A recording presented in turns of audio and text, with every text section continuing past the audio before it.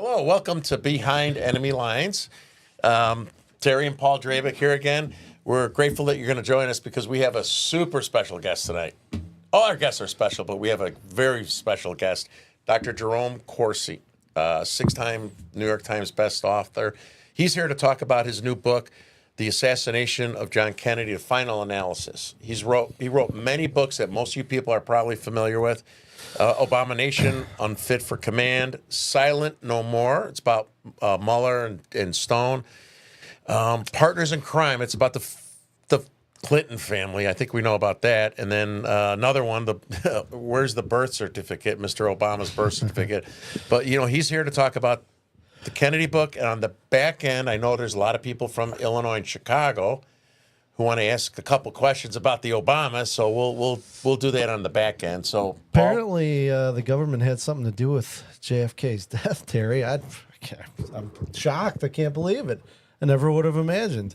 It's just a couple quick things to run through for Illinois. Apparently, now we have hundreds of people paying big bucks to be victims in staged robberies, hoping to win preferred immigration status. So I know at least one person in Texas was killed doing that. It's gaining popularity in the state of Illinois. Illinois, just when you think it can't get any worse, legislators have decided that they're going to change the wording for criminal offenders to justice impacted individuals. So even the criminals are victims now. I don't know how that works, but that's what's going on in Illinois there. And a Sangamon County judge has issued a preliminary injunction blocking an election law signed by Illinois Governor J.B. Pritzker that would have prevented competitive elections of 78 races for Illinois House and Senate. So essentially this was a law that was put into effect that says that the party, either Democrat or Republican, can slate a candidate if they have enough petition signatures, and they could just ignore any other candidate. So it's basically a way to cement the elitism in Illinois politics, which we thought couldn't get any worse.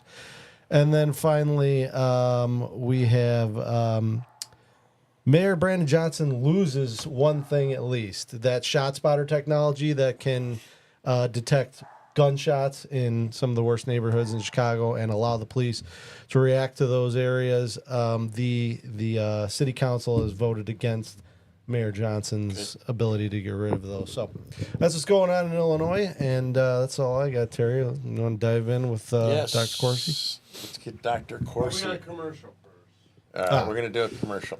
IFA, Illinois Freedom Alliance. Come listen to Chris Ann Hall, a constitutional attorney, and learn how our rights are being trampled on the daily. Chris Ann Hall will present her take on current events from a constitutional perspective with a historical, constitutional, and principled twist. Don't miss this event.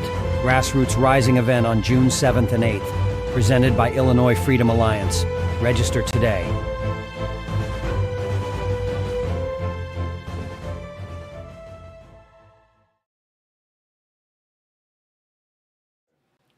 Hello. Hey, Dr. Corsi, can you see us? No, we can't hear him. Jason. Oh, there we go. You there, Doc? Yep, I can see you just there, fine. we could hear you. Hello. There So we go. welcome to the show. Thank you very much for joining us. We are I'm looking forward to it. We're Thank you. very honored, man. So thank you very much. So we just did a little brief intro, but I know obviously you could do much better than this Southside Italian guy. So why don't you do a little bit intro bio about yourself and all the great things you want to. I mean, you wrote so many awesome books. Like, it's crazy. I've written like 30 books since 2004, and a number of them bestsellers. You mentioned the book I did with John O'Neill on the Swiftboat book on John Kerry, which was Unfit for Command. And another number one was Abomination, which I did in 2008. And that one it still does very well. Of course, I also wrote Where's the Birth Certificate? I've written just lots of books, Partners in Crime against the Clintons. And this new book I'm especially pleased with. And I'm glad we're going to have some time to go into it because I'm going to show you the entire truth about the Kennedy assassination, which is, of course, that it was a coup d'etat by the government. And I'm going to show you the forensic evidence that he was shot twice from the front, which, of course, completely destroys the Warren Commission, which said all the shots came from behind. And I want to explain to you in detail how we know for a fact that Jack Kennedy was hit in crossfire. And so we'll get into the book, and I want to share the screen and be able to show you the it's 500 over 530 pages long, very, very densely illustrated. Everything, you can see everything we're talking about, and the science we put in the appendices, so it's an easy to read book, and it kind of reads like a mystery story. And I think you're going to see why once we get into it. So, Doc, I have a question for you. You know, you wrote Sure. so many books, right? And then there's been so many books written about the assassination of Kennedy, right? What made you feel the need to write this book? Like, so what compelled you to write this book? Well, let me share my screen, and I'll get into it right away. That's a good question. So let me be able to share the screen here, and you have to give me permission to do that down at the share screen. He's working on that now. And then I'll show you the cover of the book, and we'll get into it. Okay, I can do it now, and here we go. Here's the cover of the book. You should be able to see this in a second. Yeah, it's There we go. There we go, Doc. Okay, so the title of the book is The Assassination of John F. Kennedy, The Final Analysis. And you can see on the cover of it, there's a frame of the Zapruder film taken during the assassination. And it's at the moment the shot comes through the windshield, a frontal shot, and it hits Jack Kennedy in the throat. He's got his arms up to reach for his throat. And then over here, you've got a cutout of the JFK skull X-ray. This is from the autopsy. Now, what you're looking at in the skull X-ray is over here on the right. If you can follow my cursor, that's the front of Jack Kennedy's head. Mm-hmm. And the left, where the yellow arrow is, that's the back of Jack Kennedy's head. Now, the three sheds, this is the reason I wrote this book. Dr. David Mantik, who has a Ph.D. in physics. His specialty was radiation, the physics of X-rays. And he has an M.D. He's a practicing medical doctor. He's a radiation oncologist, which means he's reading X-rays for cancer patients. It's a specialty, very refined specialty. So he's an expert on X-rays. And what Dr. Mantik did is he's seen the JFK skull X-rays in the autopsy of the autopsy. There's only 3 of them left. All the rest were destroyed in the archives in Washington, D.C. Now, he took optical density measurements of the X-rays, which means he took in a densitometer. I'm going to show you what that instrument looks like. It's a scientific instrument. And millimeter by millimeter, sometimes 1/10 of a millimeter by 1/10 of a millimeter, Dr. Mantik took optical density measurements. He measured the light coming through the X-ray, which permits you to do a very, very detailed a forensic analysis of what you're looking at in the X-ray. So this is not speculative. This is fact and physics. It's forensic. It's like CSI. This is, crime scene investigations are what solve a lot of murders, and they're going to in this case as well. Now, Jack Kennedy was hit with 3 headshots. The first one was a yellow arrow. It hit him at the back of the head, the knob of the back of the head, at a low angle. So that would have come from like the Daltex building behind Jack Kennedy. Almost a second or so later, fraction, an interval of time, less than 2 seconds, the red arrow, Jack Kennedy gets hit in the temple, the temporal bone, which is right by the right ear, and it blows out the back of his head. So part of what they call the occipital bone in the back of his head is completely blown out. And he's thrown violently back into the left into the car. The blue arrow hit in this sequence. I'm not exactly sure when it hit, but it was probably very close to when the red arrow hit. And it hit at the forehead. I'm going to show you it in very great detail. And if you look at the cover, you can see there's dotted blue line there. There's a trace of the bullets. Bullet broke up when it hit the forehead, and fragments swarm this trail of bullets, fragments through the upper right quadrant of Jack Kennedy's brain. Now, the biggest fragment is at the back. That one was the heaviest. It had the most momentum. It traveled the farthest, and it did not exit the back of the head. So this is an unmistakable frontal shot. It's absolutely clear that's a frontal shot. And Dr. Mantic, he did his optical density measurements. Dr. Michael Chesser independently did optical density measurements of the JFK skull X-rays, and they both agree. And recently, I've been in touch with Robert Kennedy Jr., who is aware of the book. He asked me for a copy of the book. And Robert Kennedy Jr.'s radiation specialist, doctor named Dr. Edward Fogarty, just proved out all the evidence, and he agrees that Kennedy was hit twice from the front. So this analysis is three experts, top experts on X-rays, agree that what we are looking at is the actual evidence of Jack Kennedy's frontal shots. By the way, all three X-rays that are in the archives are forged. So you see back here a white patch on this X-ray at the back of the skull. That is far too bright to be natural. So a patch was placed there to mask what would have been seen in an actual X-ray of all the blowout of a skull and brain that occurred as a shot that hit the right ear, transited the brain, caused a furrow. A lot of the right side of Jack Kennedy's brain was gone. So why would you think sorry to interrupt, why would you think they would mask? What would the reason, besides letting us think there's two shooters, what would be the purpose to try to mask that? Well, if you saw the evidence, if it had been an actual X-ray, and it would have had the tonal range as you see up here, that's a natural X-ray. This is too bright. So they didn't want you to see what was really there. So they masked it. They put like a piece of lead on top of it that let no light get through. So it was basically turned out white. With the X-ray, when it's black, that's empty space, like you see at the front of the head. Because a negative X-ray is a negative. So when there's empty space, the light hits it, the silver oxide turns black. When the light doesn't get to the negative, it turns white. So you're not seeing all the damage that was done from the shot to the ear that blew out the back of his head. There would have been a lot of brain missing. There would have been a lot of skull missing, and you would have seen it. So why would you think they're trying to, outside of the masking, right, which it looks like they did, what would be their reasoning behind wanting to mask this area of their head? Well, because if you saw evidence of a frontal shot, then Lee Harvey Oswald could not have been the lone gun assailant. So the Warren Commission is going to say there was only one shot to the head, and it occurred up here at a high level by the colic and blew out this right section. Okay, now that's not the way it happened. There were three shots to the head. If you showed one shot to the head, since the Texas School Book Depository was behind the limousine when the shooting started, and that was proven by the photographic evidence that came out immediately after the assassination. I'm going to show it to you.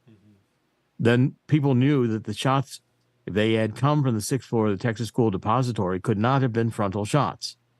Frontal shots means there was a crossfire, which means there were multiple shooters. Okay, and the fact that the X-ray shows evidence of a shot from behind, low angle, as well as two shots from the front, mean that the Warren Commission is an absolute lie. And I'm going to prove to you that the government knew it from the very beginning. So what would be the intent behind the government wanting to hide the fact that there's two shooters? What are they trying to hide? I know they're probably trying to hide things, but what would they be worried about showing that there was more than Lee Harvey Oswald and another shooter? And why would they have a concern to try to mask a second shooter from the public? Because if there were two shooters and the evidence was, almost immediately was being erased, I'll explain that as we go along. But if there were two shooters or three shooters, then it was a conspiracy. Right. And a conspiracy meant that you couldn't blame this on a lone nut assailant who just happened to, on impulse, kill Kennedy. Well, Dr. Corsi, wouldn't that also, on that note, wouldn't that also suggest that, that there was a premeditation to this in the sense that if, to Terry's point, they want to cover up the angles of these shots and they want to, force the narrative of the lone gunman of Lee Harvey Oswald. To me, that suggests that there's a premeditated narrative that they're trying to push in the Lee Harvey Oswald single shooter narrative, when there's clear evidence that there was more than one shooter. That's correct. Doesn't that implicate them more in a cover-up? What it means is this was a government organized coup d'etat. Right. And it was a government organized shooting. This was a professional job. It was planned. It was timed. It was multiple shots, and the government messed up, and they had a lot of trouble selling this bogus story about Lee Harvey Oswald. Let me get into it with you now, and I'm going to show you step by step how convincing Dr. Mantik's analysis is and how convincing the X-ray evidence is. I'm going to stop sharing this, and I'm going to go to another share. This is the actual manuscript, and I'm going to share the manuscript. This is what went into print. And if I go to search a couple photographs here, I'm going to go to figure 3.9 in the book. Again, as I said, it's very heavily footnoted and very heavily documented. Let's see if the search engine is working tonight. There we go. Okay, here's a close-up of the shot from on the top of the head, from the forehead, and I'm going to expand this so blow it up so you can see it better. Okay, so now here is the shot that entered the forehead. Now we highlighted in yellow because Dr. Mantik was able to identify all the fragments of bullets in the head from the optical density measurements. Well, that gives you the angle. That gives you the sense of the angle of how the bullet traveled. The bullet traveled right. See, the bullet enters and it begins to break up. Right. So the bigger fragments go to the back. That means it's the frontal shot. Oh, okay. That's the ballistics. In other words, if the bigger fragments were at the front, it would be a shot from the back. But here, the breakup of the bullet is apparent. Okay. It forms a line which goes in the forehead directly back to the top right-hand quarter into the head. And if we look at all the X-ray material, you can see, for instance, when it first entered the head, it entered right here. There's a lot of little particles of the bullet beginning to break up. There's like this storm of dust particles at the front of the head, which is clear evidence that this was a frontal shot. This is unmistakable. That's where the bullet entered, right there. Yeah. Okay, and here's what the X-ray looks like without the yellow coloring. So you can see here, this is the part where it entered right here in the forehead. And then you can see the bullet trail going right across the top of the head. And it's obvious that the biggest fragments are at the back and the smaller fragments are at the front. So there's no doubt that that's a frontal shot. That's ballistically 100% certain. Okay, and that's a problem. If there was a frontal shot like that, then there had to be multiple shooters. If a bullet came through the windshield and hit Jack Kennedy in the throat, that was actually the first bullet that hit. Now we've got three shooters here for the shot in the back of the head. It's somebody at a low angle at the back of the head, like the Dowtex building, the low angle. Then you've got the shot here in the ear that blows out the back of the head. That's grassy knoll. And then the shot here and the shot through the windshield. This shot is either grassy knoll, second shooter in the grassy knoll, or it may have been the shooter who was across the other side of Dealey Plaza on the south side above the triple underpass at the railroad yard, shooting from that angle, which is how the shot came through the windshield. So this shot at the top through the forehead could have been either of those two shooters. But two frontal shots and one from the back, there is no evidence in the X-ray of any shot from the angle of the 6th floor of the Texas School Book Depository. So Doctor, sorry to interrupt you, but that angle, that angle looks like it's coming from below where his head is. Which angle? This up here? The top one, the one through the forehead. Because isn't it traveling upwards? This is the top of his head here. Right. Okay, and when we looked at the Zuperta film, you're going to see the shot to the back kind of moved his head forward and his head went down. So the shot could have entered his head and would have gone across the top like that because his head was tilted down when this shot hit. Okay. Well, there you go. So his head was tilted down. Doesn't that mean and the bullet looks like it's traveling upward towards the top of his skull from the Yes. Okay. Because his head is hitting down, the shot's coming in, So and it's sorry, going back to the back of his head. It is his head's at a downward angle, so the shot from in front of him is going at an upward angle across the head. meaning the muzzle of the weapon that shot him had to be below where he was sitting from to enter at that angle. Well, not necessarily. I mean, again, we don't know the precise moment when this hit. So his head was in motion at that time. Okay, gotcha. Okay, so we know it came from the front. Where exactly it came from the front is hard to determine from the Zapruder film. That its frontal shot is absolutely certain. There's no doubt about that. Okay, and this one here, I'm going to show you in a minute in more detail, is also a frontal shot because it's entering in a keyhole fracture, which is characteristic of a oblique shot at an angle, a tangential shot to the head. A tangential shot does a lot more damage than a shot that comes in directly, typically. But also it depends on the ballistics. This shot was most likely at a liquid mercury bullet. As we get into this narrative, you're going to see that the government had such problems with the ballistics of this that they actually did. They got Kennedy's body to the autopsy early, and the surgeons did pre-autopsy surgery to remove evidence of frontal shots. I'm going to show you that, and they've got definitive pictures of that as well. But here, they couldn't remove a liquid mercury bullet, so all these fragments had to be left in the X-ray. This was a big problem for the government. That's why the government had to try to move the frontal, the one shot that the government said, Warren Commission, was from the back.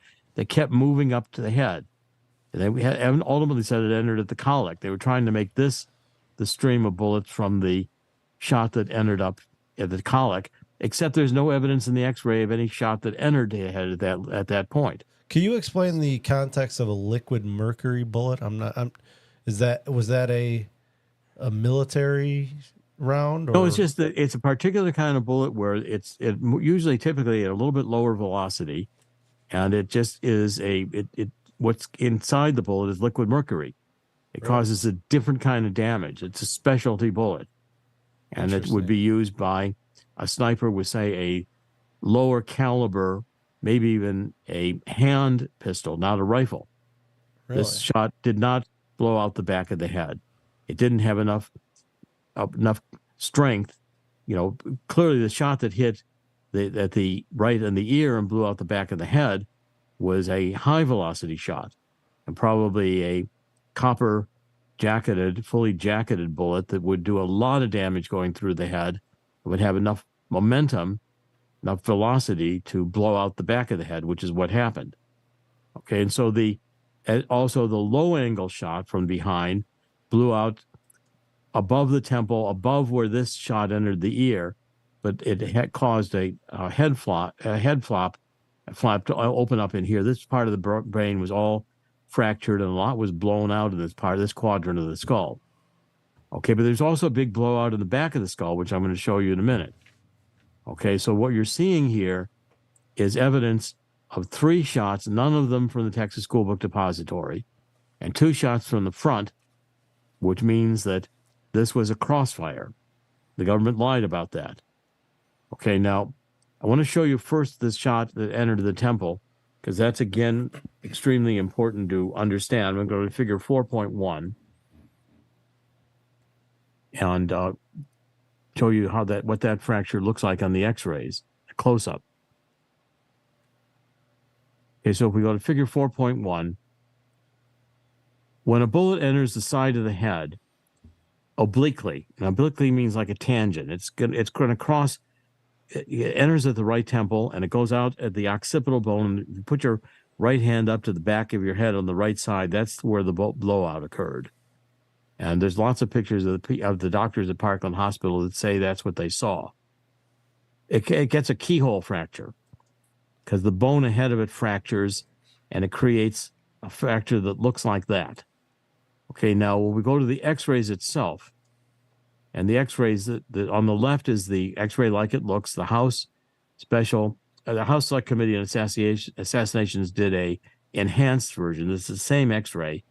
The one on the right is just enhanced, and you can see the distinctive keyhole fracture that's occurred. That's a bullet entry, and the ballistics, the ability of the people who are really qualified on X-rays to read this. This was a giveaway. It's clear that that's an entrance wound. And I'm going to show it to you a little bit later on in terms of how the Zapruder film fits together. But you've got here an entrance wound that blew out the back of the head.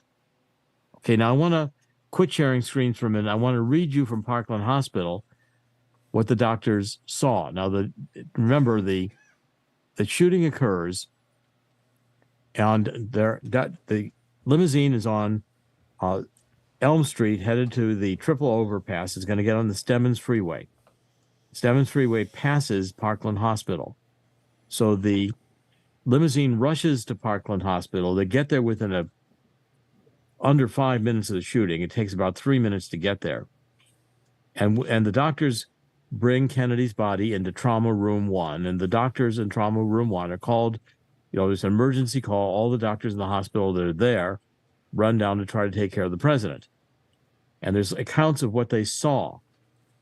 Now, the nurse who was there, this nurse was Audrey Bell. And she comes into Trauma Room 1 she's only there for about 3 minutes. Her job was to assess the wounds. If it looked like Kennedy was going to survive, she had to go prepare an operating room so they could take Kennedy from the trauma room where they were going to stabilize his life and then start operating on him. So her job was to assess the damage. Now, when she came in, here's her testimony under oath. When I took the first look, I could recognize the president, but I didn't see an injury because there was no injury around his face, she explained. So Audrey Bell asked, where's the injury? Now, Dr. Malcolm Perry, who was at this point doing a tracheotomy, he was trying to open up what the doctor saw as a puncture wound in the throat. An entrance wound is just like a pencil puncture. It's a round puncture into entrance. And he's opening up that wound to do a tracheotomy. So Dr. Perry was standing there, and he reached up the president's head, stops doing the tracheotomy. He reaches the head, he pulls it up, and turns it to the left so she can see the right part of the back of his head. And Audrey Bell says there was a gaping hole. That's where the brains and fluids were dripping out. The wound in the back of JFK's head, could have been 3 or 4 inches in diameter. That's what I saw. Now, that's like a baseball. So, now here's another testimony. Dr. Crenshaw, who was in the Trauma Room 1. And then remember, these doctors are all trying to assess Kennedy's going to live or not. They're looking for the wounds, and they only have a few minutes to save his life. Their job in Trauma Room 1 is to try to get him breathing, make him stabilized. So Crenshaw says, I walked to the president's head to get a closer look. His entire right cerebral hemisphere, in other words, all of the brain on the right side of his head, entire right cerebral appeared to be gone. It looked like a crater, an empty crater. All I could see there was mangled, bloody tissue. For the damage I saw, there was no doubt in my mind that the bullet had entered his head through the front. And as it surgically passed through his cranium, through his head, the missile obliterated part of the temporal. That's the bone up here, bone and brain by the ear, and all of the parietal, which is the top part of his brain going back. The parietal bone is on the top of the head, and the occipital lobes. Those are the lobes at the back of the head before it lacerated the cerebellum. That's an organ exactly at the back of the head. The wound resembled a deep furrow in a freshly plowed field. Several years later, when I saw the slow-motion film of the bullet striking the president, the physics of the head being thrown back provided final and complete confirmation of a frontal injury by the bullet to the cranium. Okay, now Dr. McClellan, who was there, gave this account of looking at Kennedy's wound. As I took a position at the head of the table to help out with the tracheotomy, I was in a position where I could very closely examine the head wound. I noticed that the right posterior of the skull, the right back, had been extremely blasted. It had been shattered, apparently, by the force of the shot. So the parietal bone, the bone at the top of the head, was protruded up through the scalp and seemed to be fractured along its right posterior half. The whole back right of the top bone of his head had fractures all through it. Okay, it was blasted apart. And it seemed to be fractured along its right posterior half, as well as some of the occipital bone in the back being fractured on its lateral half, in other words, the right side. This sprung open the bones I mentioned in such a way that you could actually look down into the skull cavity itself and see that probably a third or so, at least, of the brain tissue, the posterior cerebral tissue, the tissue at the back of his head, the brain, and some of the cerebellar tissue, the organ at the very back of his head, been blasted out. There was a large amount of bleeding, which was occurring mainly from the large venous channels in the skull, which had been blasted open. Your skull has veins in it that pump in blood to the head, and that was gone, and there was a lot of bleeding. So, Dr. Okay, so Corsi, go ahead. what they're suggesting is, because just to back up a little bit, there's a keen distinction between an entry wound and an exit wound of a bullet, right? That's correct. And one of those distinctions is the entry wound into the body of someone, particularly the head, obviously in this case, is going to be much smaller and cleaner. But as the bullet travels through and there's fragments and if it makes it out the back, you're going to see more damage on the exit wound, correct? Yeah, the exit wounds, if it exits, it's usually a blowout. In other words, it's got enough velocity. If it's a high enough powered bullet, it's going to blow out where it exits. And so these initial observations by the nurses and the doctors at Parkland were, and what they said, were indicating that the exit wound was in the back of the head, and that was also evidenced by the protrusions of the skull bones at the top of the head. Yes. If I heard that correct. Okay. They saw it clearly. I mean, there was just no doubt in their minds that this, in fact, was that Jack Kennedy was shot from the front. The throat wound was a puncture wound. The blowout of the back of the head. And they was said an as exit much at the wound. time, correct? On record. Well, they actually gave a press conference. Right. Two of the doctors gave a press conference at Parkland, and they said 8 or 10 times Jack Kennedy was shot from the front. And one more question. Sorry to keep, but you had mentioned the throat wound, and I don't remember in the official narrative them ever addressing the throat wound, but that there's incontrovertible evidence of him being shot through the throat, correct? And that yes, well, what they tried to say by the time the pre-autopsy surgery was done, they had so messed up Jack Kennedy's head and altered the wounds that the tracheotomy, which was a very narrow little slit entry into the throat, get a tube down there, had been made to look like an exit wound. So the excuse was a tracheotomy. It was used for a tracheotomy, and it was very, very a slight incision made, and it didn't look like the big gaping hole that you're going to see in the pre-autopsy photographs of the surgery that was done to the head before the autopsy started. Okay. They altered Jack Kennedy's wounds at Bethesda, the doctors did, before the autopsy started. I'm going to show that to you and prove it to you from the record. But you've got here a clear indication that what the doctors saw was that the back of the head, when they took one look at Kennedy, the doctors, and they said, they worked on him for only about 15 minutes. And the doctors finally said they were starting to massage his heart to get his heart beating. And the doctor said, stop it, he's dead. His brains are on the floor. His brains are blown out of his head. You're not going to save this guy. All right. Of course, it's the president of the United States, and they were desperate to do anything they could. Mm-hmm. They didn't want to be accused of not doing something they could have done. But it was absolutely clear, and there's pictures of the doctors taken subsequently where the doctors are all putting their hand to the back of the head and saying this part of the head was blown out. Mm-hmm. That's what they saw. Okay, now, they get Kennedy's, first of all, now, as soon as Kennedy's pronounced dead, the Secret Service orders from a local funeral home a casket, a ceremonial casket to be brought up. They're going to get him out of there. And the mortician from Dallas shows up, a pathologist, and a justice of the peace. And they say, Jack Kennedy was shot in Dallas. This is a local murder. There is no federal statute making it a crime to kill the president of the United States, and we're doing the autopsy here. The Secret Service pulled out their service revolvers. They put Dr. Earl Rose up against the wall and the Justice of the Peace up against the wall. They took Kennedy's body out of Parkland Hospital at gunpoint. They were not going to let the body have the autopsy done in Parkland. Do you find that suspicious at all, Dr. Corsi? It's entirely suspicious because, as I'll show you before we're done, the Secret Service knew he had been shot from the front, and they could not let the body remain there. They could not have it be known. About an hour into the flight, so they get the body out to Love Field in Dallas. There's pictures of them loading the body up and getting it in the casket up and putting it in the airplane, Air Force One. Johnson waits until Justice of the Peace gets there and he's sworn in, and then they take off for Washington, Andrews Air Force Base.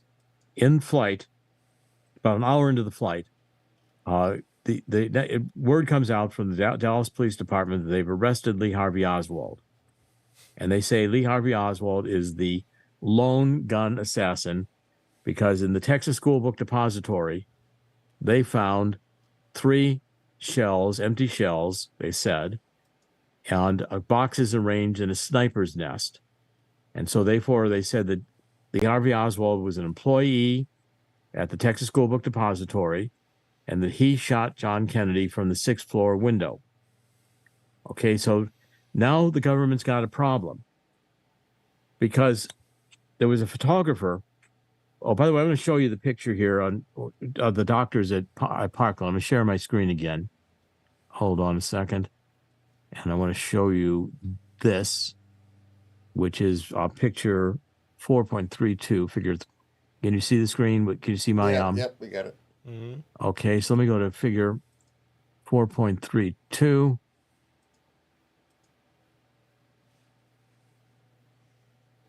Okay, here's all the doctors at Parkland, and you're going to see how they're all putting their hands up to the back of the head. This book is very, very heavily documented, and it's got a lot of pictures and illustrations. Everything we're talking about, we show you. By the way, that's how Dr. Mantik's optical density measurements were made. And a densitometer is a little instrument. I'll try to show you that quickly here, if I can find it quickly. And it is a measure. It's an instrument where you put the film into it. It has a beam of light that comes up through it, and you take a measurement of how much light is coming through the X-ray. It's done on logarithms, and it's precise. So if we look at figure 2.5,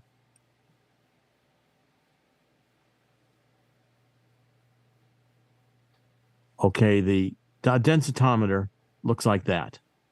And the film goes in there, a little beam of light comes up, the arm comes down, and you take a measurement, how much light, and it's precise. That's scientific.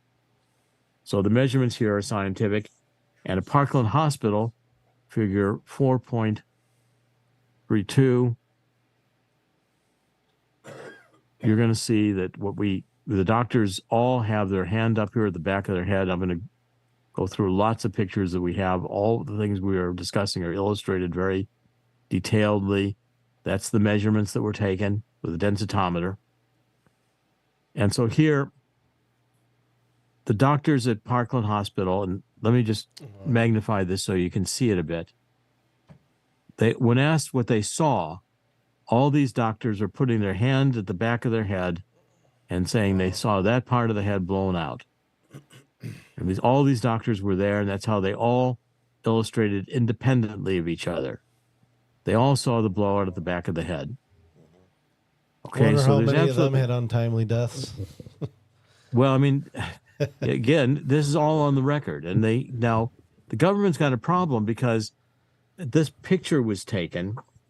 There happened to be a photographer who was standing in front of the limousine when the shooting occurred, and his name was Altgens, Altgens, and Altgens snapped a picture, and it shows at the time of the shooting. That's picture 5.4.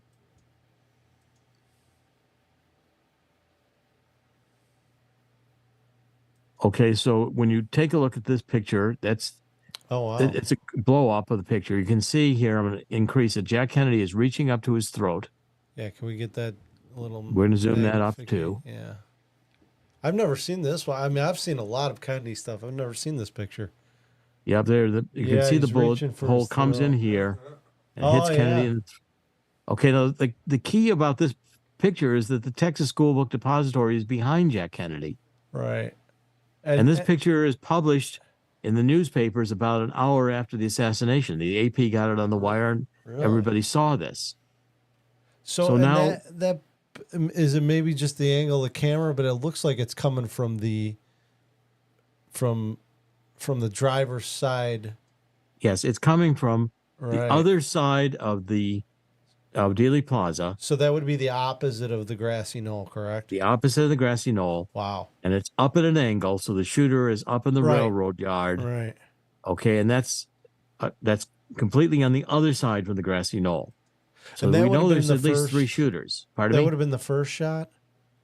That was the first shot. Yeah. But see again, Texas School Book Depository is behind Mhm. Kennedy.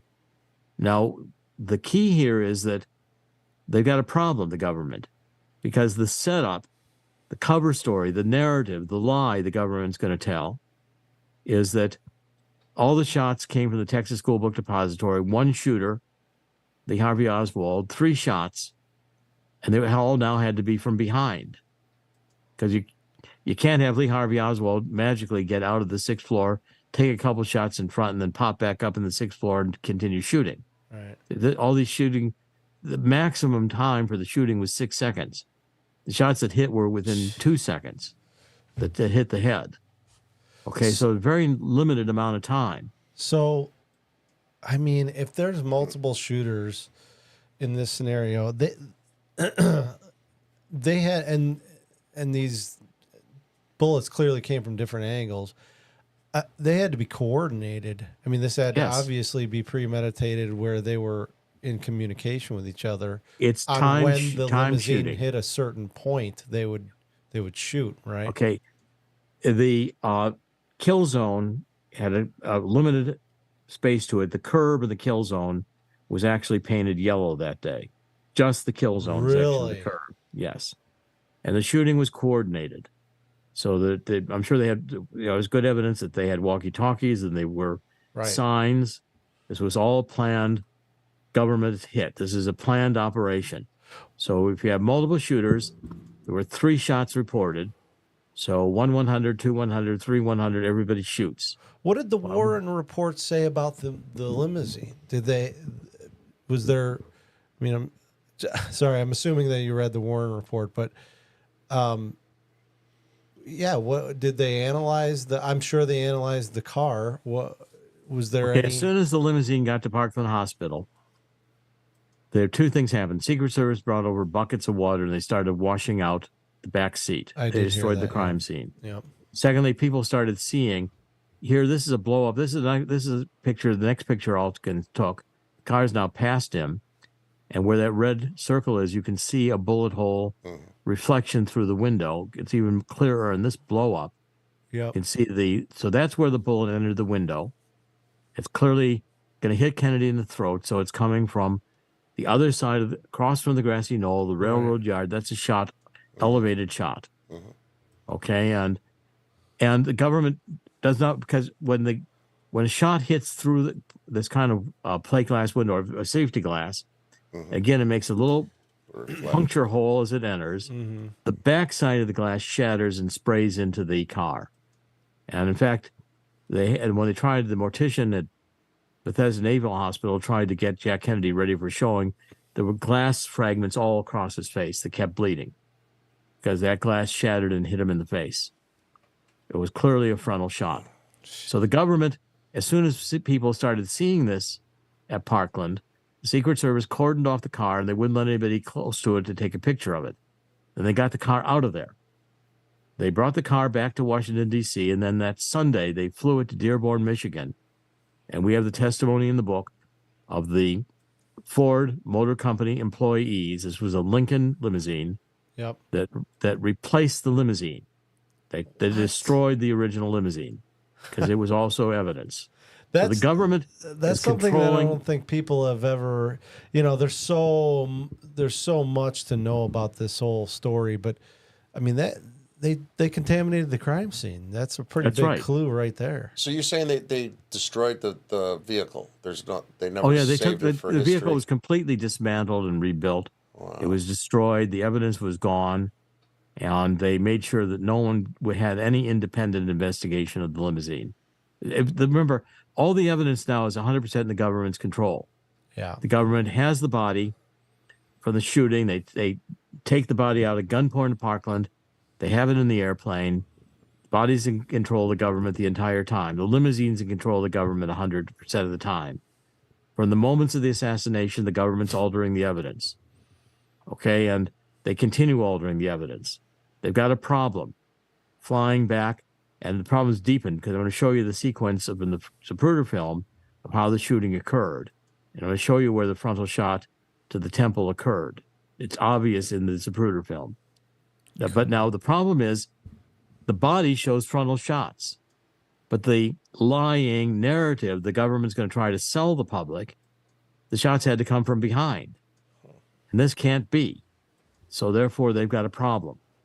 Okay, now I'm going to show you, let's go to how the shots occurred within the Zapruder film, because this is extremely important, and I can demonstrate to you the sequence of the shots and how they occurred. Let me just get it up here. Okay, so I'm going to go to figure 4. First, I want to show you I'm going to stop sharing again for a second. I'm going to pull up frame 313 from the Zapruder film. And now I'm going to share my screen again and show you this. And Dr. Corsi, just for the folks that I'm very aware of this Zapruder film, but could you give just a brief background to anybody not aware of the Zapruder film?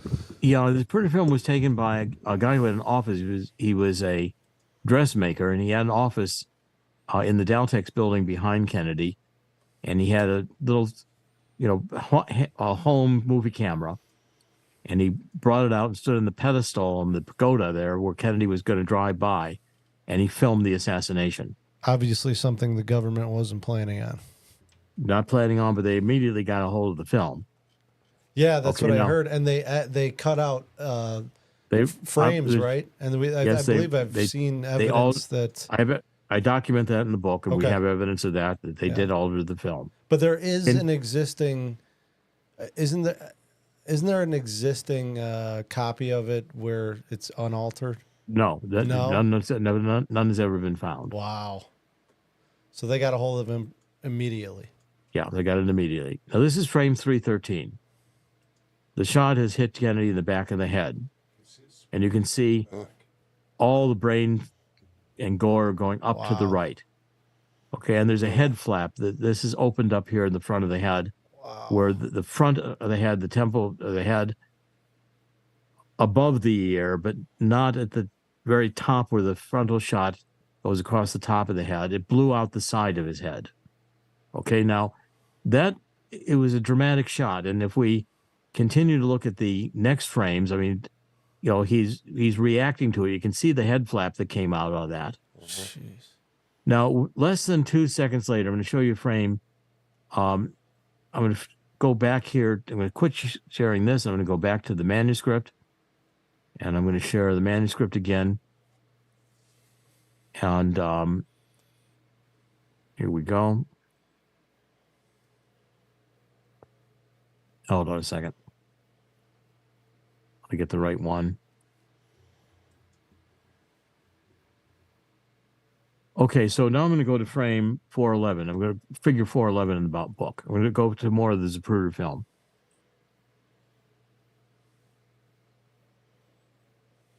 Okay, now this is about 2 seconds after the shot to the back of the head. It's less than 2 seconds. And I'm going to do an extreme blow up of this one. Okay, so if we do a zoom to 500%, the whole right side of Kennedy's head explodes. That's all a new shot. That's a violent explosion to the head. So are those his shoulders to the That right Yeah. there, right? Okay. And This so, this right here is his head blown apart. Here's his hand to his throat. His shoulders right here. He's leaning forward. Jackie Kennedy is hovering over him. That's Jackie Kennedy. But the whole right side, that's where the shot hit the temple, just by the ear. And it's going to blow out the back of his head. And it's obvious that that's in frame 331, which is less than 2 seconds after the shot at 313. But it's a separate shot. Now, So what happens? A quick question. So remember when you were telling us about the nurse that was prepping him for the hospital for the surgery, and then she said she looked at him, she didn't see any injuries from his face. Yeah, how his could she face not? didn't.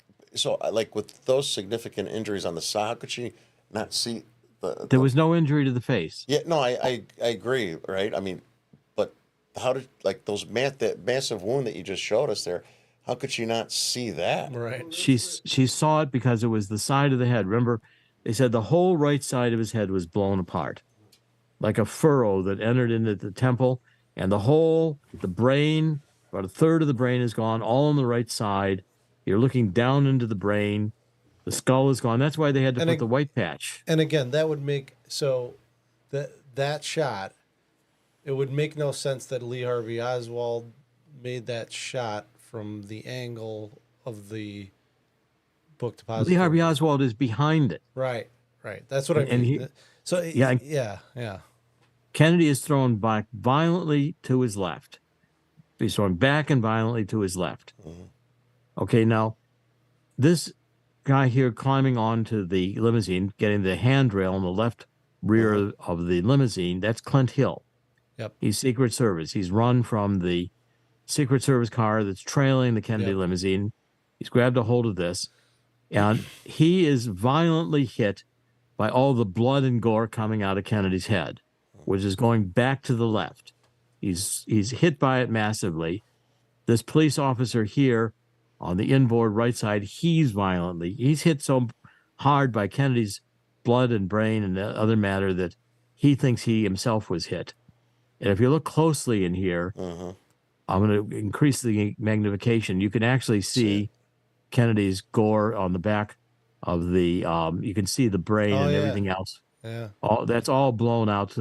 Now that means the shot came from the right front. Right. Okay. That's grassy knoll. Okay. Now Jackie Kennedy freaks out, and she starts getting decided she's going to climb out of the car, and she's going to pick up a piece of Jack Kennedy's brain. So here she comes climbing out of the car.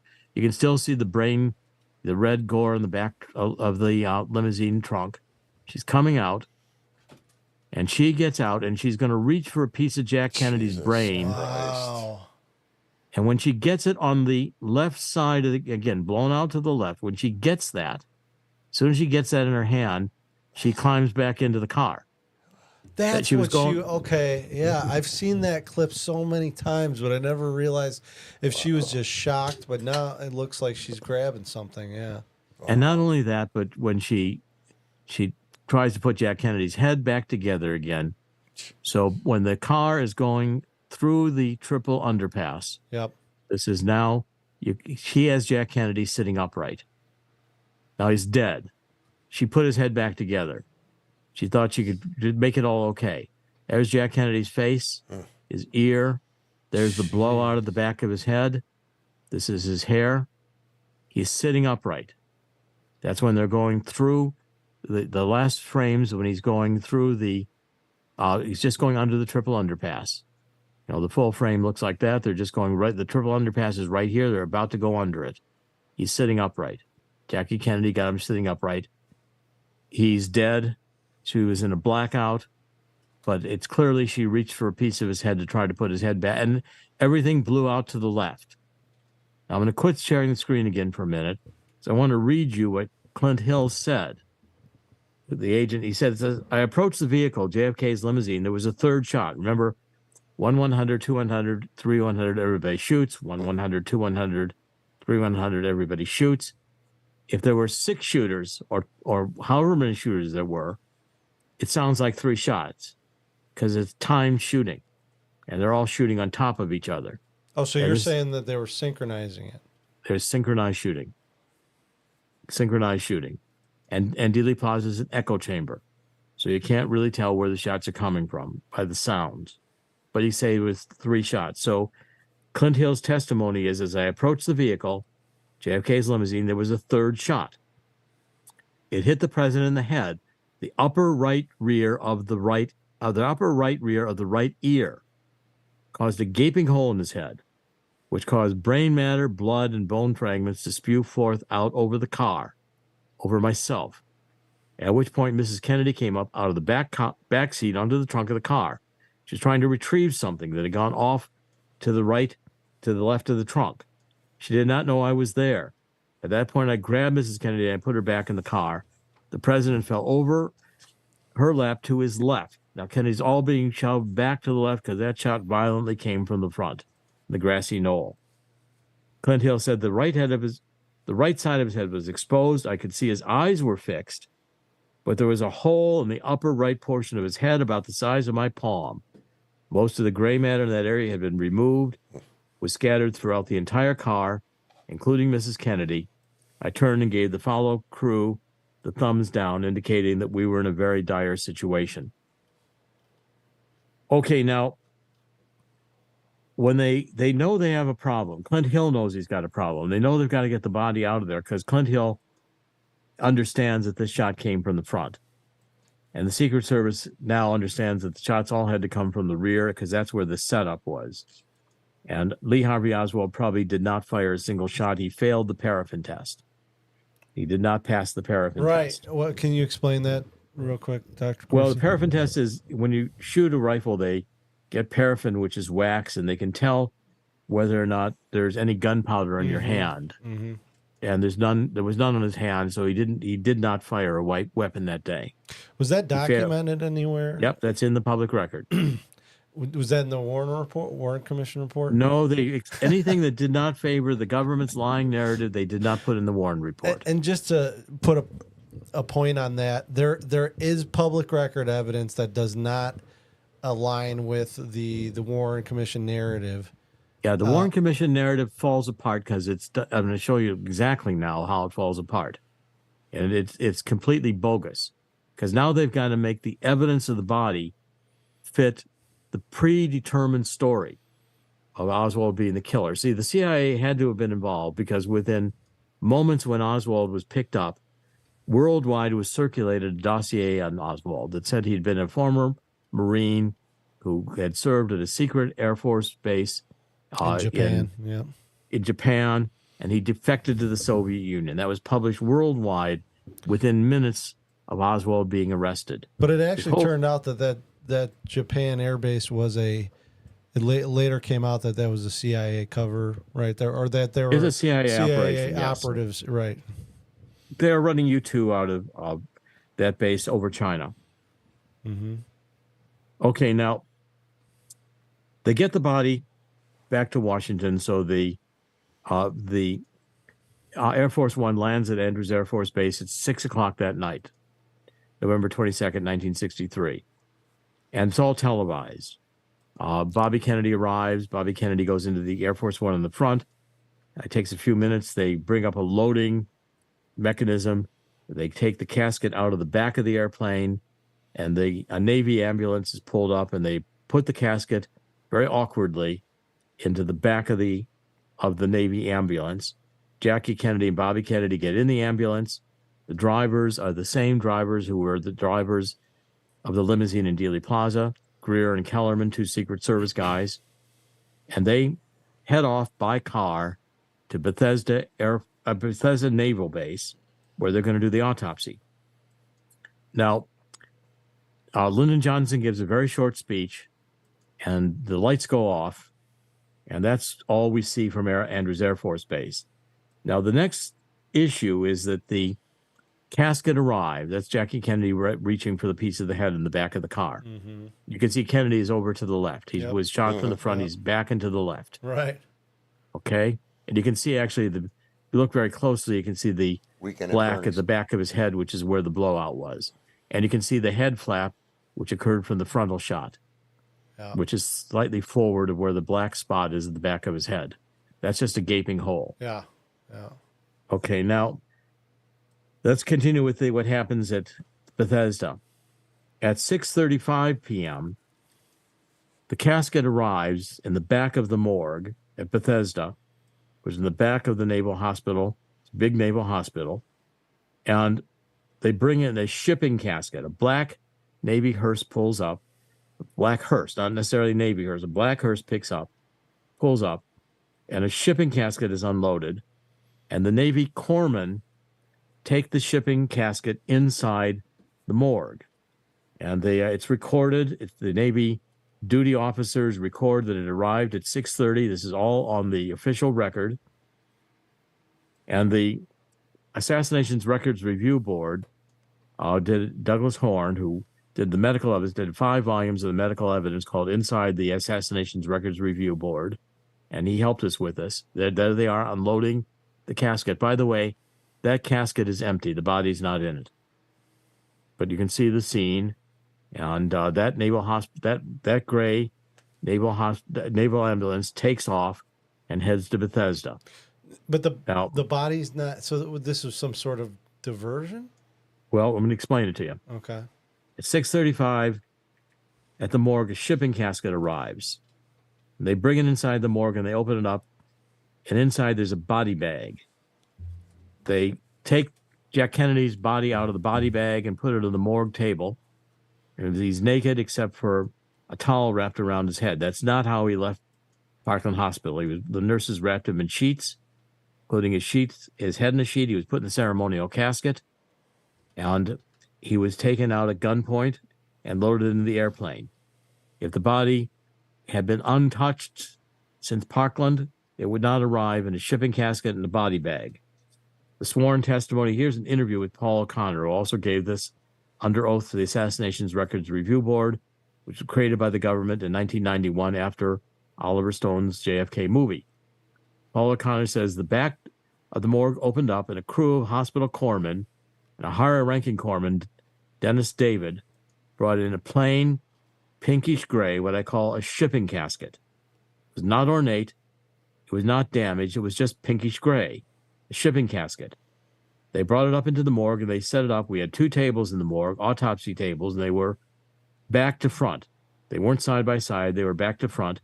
They brought it up from where we were. At that time, we opened up the coffin. Inside was a body bag.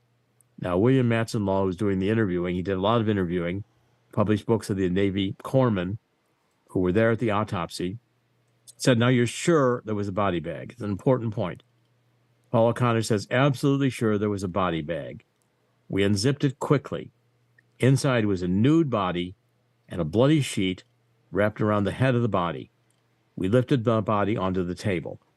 Now, what happens, this is 6:35. The autopsy in the gallery is not going to happen until 8 o'clock. They've got an hour and a half. So they seal the morgue, and Doctors Humes and Boswell, who are the 2 Navy pathologists who are going to conduct the 8 o'clock autopsy, come into the morgue, and it's witnessed by Navy corpsmen and also one of the morticians who's going to prepare the body for bringing it to the White House, a guy named Thompson, were there. They witnessed this, and they gave sworn testimony to it. And I'm going to show you the pictures. What the Boswell and Hume did is they started doing pre-autopsy surgery on Jack Kennedy's head to remove any evidence of frontal shots and to make the skull look like no shots came from the front, and to remove bullet fragments from the head. So remove any bullet fragments that would show a trail of bullets from the front to the back. The reason they didn't remove the bullet fragments from the shot that hit at the forehead was you can't remove liquid mercury bullet fragments that easily. It's almost impossible to remove them. And so they were stuck with those, and that's why they're still seen in the autopsy photographs. Now, what they do, I'm going to start sharing my screen again, is they start doing surgery to Jack Kennedy's head, which is completely illegal. It's completely, this is off the record. This is completely not government procedure. This is a crime. So what makes it illegal? Tampering with the crime scene. Tampering with the crime scene. They're altering the evidence. They're altering the best evidence of the shooting is the body. They're making the body look like the shots came from the back. They have no choice. They're under orders. So how do we acknowledge or validate that they were tampering with the body outside of the evidence that looks like they were. Has anyone ever came out from the government after all these years, or any other whistleblowers said anything for the record? We have sworn testimony of the Navy corpsmen who were there, and they witnessed it, and they all testified as to what they saw.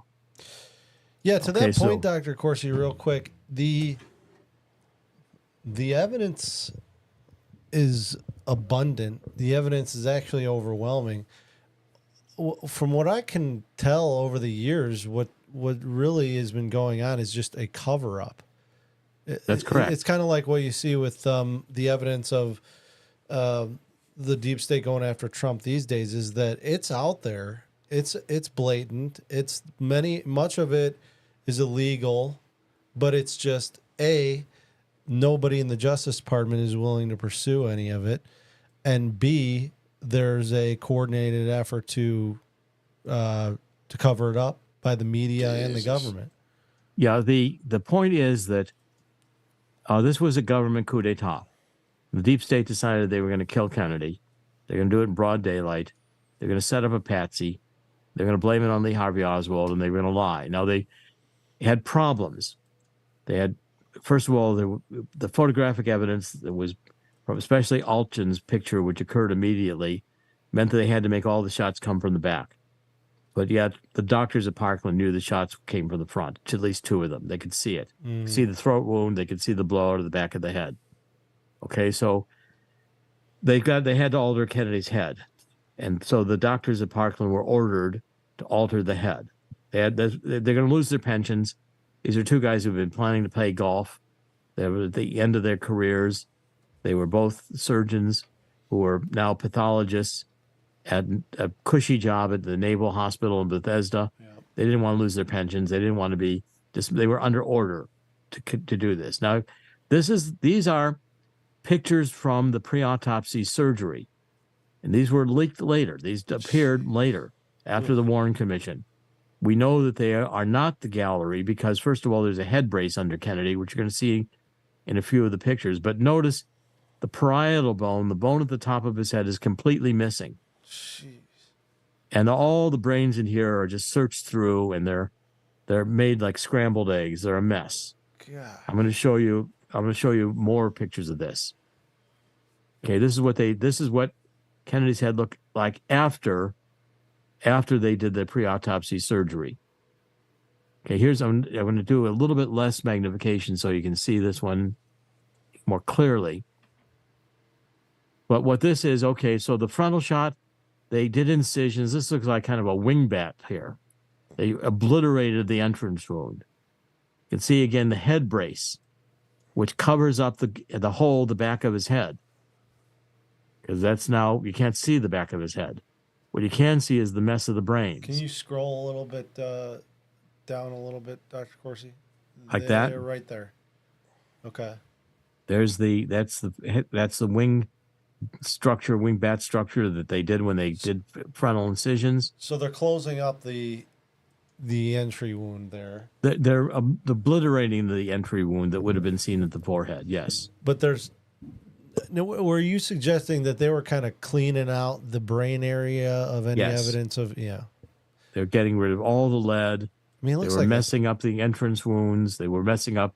They didn't want it to be seen of a clear blowout. I mean, it looks like the top of his head is just completely blown off. Well, I'm going to show you one in color. Now, this one's kind of graphic, but it's important that you see it. Yeah, we should have warned our audience. Well, if people are squeamish, don't watch this one. Yowza! Wow. That's what it looked like. And by the way, they took a surgical saw, to remove the bone at the top of his head. And you can see here the straight line. Yeah. Straight line. They sawed off the top of his head. Yeah, and so again, there would be absolutely no reason to do this from an autopsy perspective, right? There's unless just you're no altering the justification. wounds to make it fit the narrative. Right, because at this point, his head is the main piece of evidence in the entire. It's the best evidence. David Lifton, the two FBI agents attended the autopsy, and their names were Siebert and O'Neill. And so when at 8 o'clock, and I'm going to talk a little bit more about all the things that went on with the caskets, but at 8 o'clock, when they bring the casket, they get the body back in the ceremonial casket, and they bring it out. They put Jack Kennedy's body on the gallery where they're going to see the X-ray, see the autopsy, witness the autopsy at 8 o'clock. Okay. Everybody gasps, because if you know anything about this, for most people, it's probably the first time you've seen an autopsy picture. It's probably the first time you've seen surgery to the head. Any doctor who sees this knows that's surgery. That's not gunshots don't leave straight lines. Gunshots don't remove the whole top of the brain. Right. That's surgery. And so they know something's wrong. So Humes says there was pre-autopsy surgery to the top of the head before the autopsy started. And Siebert and O'Neill write this in their 302, their action report, on the scene, and it's in the public record. Now, David Lifton, an author who wrote a book called Best Evidence in the 1980s, saw that. He was the first to recognize it. And here, these pictures were released later. The head brace, you can see that's not in the gallery autopsy room. This is what the doctors did to the head. This is not the way the head looked at Parkland. Now, when the autopsy was going on, throughout that night, the doctors at Bethesda were calling the doctors at Parkland, especially Dr. Perry, who was the one who did the press conference. And they said if he did not change his testimony, he was going to lose his medical certification. And what they said, see, the doctors in the trauma room only worked in Kennedy for about 15 minutes. They did not do a full body examination because they were just trying to save his life. As soon as he was dead, they were done. Yeah. The mortician's going to show up. He's going to do the autopsy. He'll know where all the wounds are. So they didn't turn Jack Kennedy over. There was a wound in his back, probably from shrapnel from a shot that missed and hit the curb. And so what the doctors Bethesda are going to say, and also there's another problem in the government's case. A witness to the assassination in Dealey Plaza, a guy named James Tague, parked his truck, was watching the parade, the limousines come through, and he got nicked in the cheek by a bullet that missed. So now they've only got 2 bullets of the 3 that were dropped, and they're set up. They're stuck with the evidence. It's kind of like a Procrustean bed. Now they got to make Kennedy and Connolly, who are both massively wounded from only 2 shots. There was, which, okay. Let's back up for a second on that one. The other absurd part of the narrative is that there supposedly was only 2 shots, and one of them had went through, the explanation was one of them went through President Kennedy and into Governor Connolly, who was sitting in front of him, correct? Yeah, it's called the magic bullet theory. Yeah. Okay, because it's ridiculous. It's ridiculous. In other words, what Harlan Specter said was that he contrived it. He was the lawyer who put this together. But by the way, the doctors at Bethesda wrote 4 different autopsy reports because they couldn't figure out how to make only 2 bullets do all this damage, and to say all the shots came from behind. Actually, the first autopsy report they wrote, they burned. Dr. Humes burned it in his fireplace. And so therefore, the government made them keep rewriting this until they got the autopsy to say the 2 shots came from the back. One is hit Kennedy in the top of his head, and it did all the damage, blew out the front of the head. And they said the back and to the left was not a shot. It was jet action from the shot that hit him in the front. It was ridiculous. So and then the shot came out his neck, which would have been going up. And then it went down and hit Connolly in the ribs, broke 3 ribs, broke the wrist bone, in his right wrist, the radial bone, ended up in his leg. And it's Committee Exhibit 399, and it's a pristine bullet. Well, a bullet can't do that much bone damage. There was more lead left in Connolly when he died. They had more lead in him that was missing from that bullet. But again, they had to make the evidence fit the story, and they had problems because the body told a different story. The body told the truth. Now they got to alter the body, and they got to tell lies in order to cover up that the government killed Kennedy. Because the public figures out there was Lee Harvey. Public's already been told Lee Harvey Oswald's the shooter. They're stuck. They got one shooter that they said was the guy who did it. They're flying home with a body that shows frontal shots, and the doctors at Parkland will swear that the shots were frontal. All these doctors saw the blowout at the back of the head. They got to make that disappear.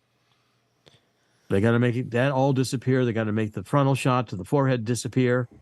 They got to open up the throat wound and make it look like an exit wound. So, Dr. Corsi, the haste with which they acted in some of these, situations, removing the body as soon as possible, performing the surgery on the head, the autopsy, the declaration of Lee Harvey Oswald as the sole and only shooter, the haste in which they reported these things to the public, I mean, to me, that itself screams cover up.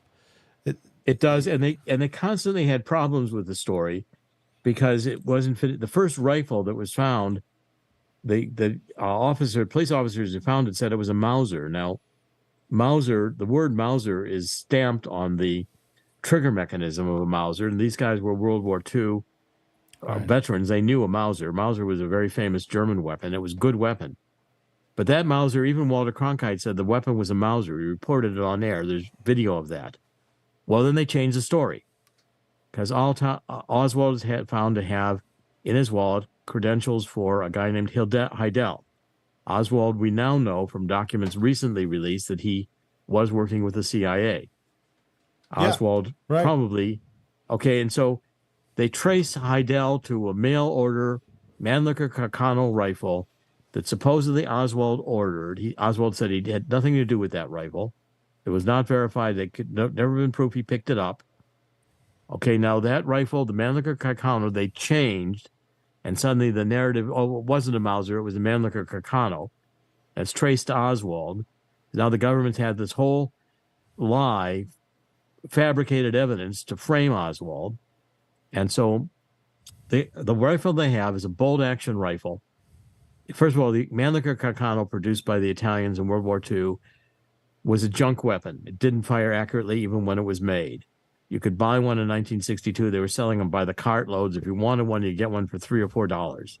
They were worthless. And it had a misaligned scope on it.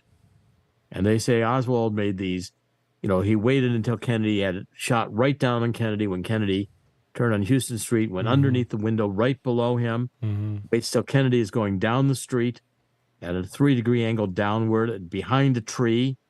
I mean, this is not a carnival game where you get points for difficulty a shot.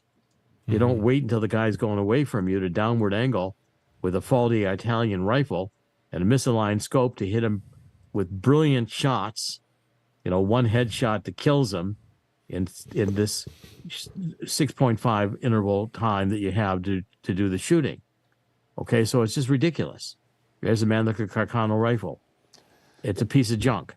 And that bolt action, you have to actually manually do it. You got to reacquire your sight, the target. In the distance that Oswald was supposedly shooting, that scope would have been worthless because the target is too big in that scope. Right. You'd have a much better chance just lining up a target that close if you use the sights that were on the rifle itself. And no marksman would attempt a shot that close with a scope of that nature. And the bolt action was very difficult to use in a Mannlicher Carcano. Our M1s we used in World War II were not bolt action. They were automatic rifles. Made them a lot more effective as a weapon. Yep. When you mentioned the first autopsy was burnt, right? Yes. How do we know that? And if whoever told us they burnt the first autopsy, did those, whoever that was, did they not make statements about what was going on? Who said Dr. that? Dr. Humes admitted on the record that he burned it. Oh. He said he burned it because it had Kennedy's blood on it and he didn't want to become an artifact. Okay. He burned it because it was lying, it was messed up, and they had to do it over again. By the way, let me show you what they did with the casket. So now they got 6:35, Kennedy's body arrives in a steel shipping casket. At 7:17, the Navy gray ambulance that left Andrews Air Force Base with Bobby and Jackie in the back seat arrives. And Bobby and Jackie get out, and they go up in the front door to Bethesda Naval Hospital, and they go to the VIP room to wait for the autopsy to start at 8 o'clock. They arrive at 7:17. Now, Kellerman and Greer, who are driving the Navy ambulance, don't know where the autopsy room is. They don't know where the morgue is at Bethesda. So they're sitting there. So Kellerman finally decides he's going to go inside and look for the morgue. And the two FBI agents who are going to be were assigned to be attending the autopsy, Siebert and O'Neill, arrive in their car. They see the Navy ambulance and they say to Greer, the driver, "Follow us. We know where the morgue is. It's in the back over here. We get our FBI physicals at Navy Bethesda Hospital every year. We'll show you where it is." So they drive around to the back, and they've got the ceremonial casket, which is empty. And the morgue personnel come out, and they say, okay, the two agents, Siebert and O'Neill, the FBI, Kellerman and Greer, the Secret Service, they take the ceremonial casket out of that casket there, the ceremonial casket. It's heavy. They put it on a gurney, and they want to bring it in the morgue. And the Navy say, you can't come in the morgue. We're preparing for the autopsy. Just leave it here. So Siebert and O'Neill, Kellerman and Greer go away. Okay, now there's also a joint honor guard that's going to accompany the casket. These are the guys who are in the military uniforms, the dress uniforms, and they're going to be the honor guard. They are out at Bethesda. They're at Andrews Air Force Base. They're part of the mess trying to get the casket into the Navy gray ambulance. And they have their own car, so they head off for Bethesda. Now, Admiral Galloway knows they need more time. So Galloway, who's an admiral, goes and finds another Navy gray ambulance at Bethesda, and he goes out into Washington, and he finds the car with the honor guard, and he leads them on a wild goose chase for 15 minutes, all driving all around Washington, D.C. And they think this is the Navy ambulance that has the ceremonial casket in it. So the honor guard car follows this ambulance around. And finally, Admiral Galloway gets them back to the morgue, and the honor guard goes into the morgue, getting ready to bring the body out into the gallery room. And the body is by now back in the ceremonial casket. The shipping casket is stowed away where nobody can see it. The honor guard thinks nothing has happened. It's just been a confusing mess. And the honor guard walks into the gallery at 8 o'clock with the ceremonial casket. Jack Kennedy's body is back in it, wrapped up in sheets. They get the body on the unwrapped, and they put it on the autopsy table, and everybody gasps because they can see the pre-autopsy surgery. And the FBI agents write that into their report. So a lot of the timeline that you're describing, I mean, I can't imagine that an operation as complicated as this would be entirely premeditated. In other words, this has to be something where because so many of the instances, you're explaining, they have to be on the fly because they can't anticipate everything.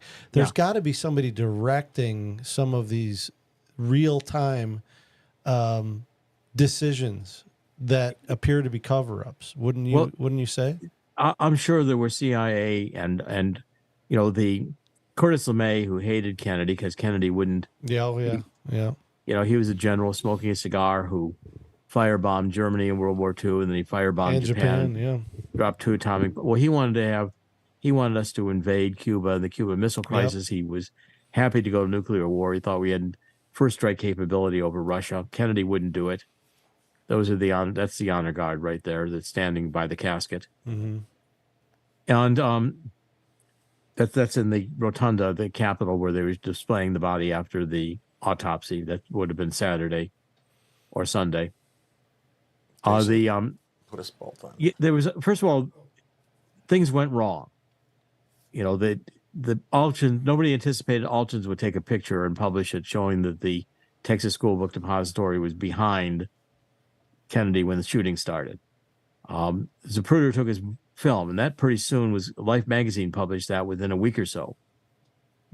Still pictures from it. Yeah, right. It was on the Okay, cover. and so right? that's problem number one. Tague gets hit by a shot that missed. That's problem number two. They got to fly they were originally going to take the body by helicopter to Walter Reed, which is the Army hospital. The Army surgeons would have been the best to do the pathology because the Army surgeons in World War II were the guys who do gunshot wounds. Mm-hmm. I mean, the Navy didn't do a lot of autopsies from people who were shot up in the battlefield. Right. Those people got sunk and were gone. You know, the Navy was not recovering a lot of bodies to do autopsies on. The Army should have done, but Jackie Kennedy said, and they were going to take the body by helicopter to Walter Reed. And that would have given the time to switch the body if they had to, or get it there early and start messing with it. But Jackie Kennedy said, no, Jack Kennedy was Navy. The autopsy is going to be done at Bethesda, Naval Hospital, and I am not leaving the body. So I'm going in the ambulance. The body's not going to be flown by helicopter, going to be driven there, and I'm going to ride with it. So she demanded, and she got her way. She's the wife. The president's just been killed. Nobody's going to say no to Jackie Kennedy. Right. And so therefore, they had to scrap Walter Reed. Now they got to get Bethesda ready. And remember, the Air Force One coming back from Dallas is in radio communication with the White House, with the Pentagon.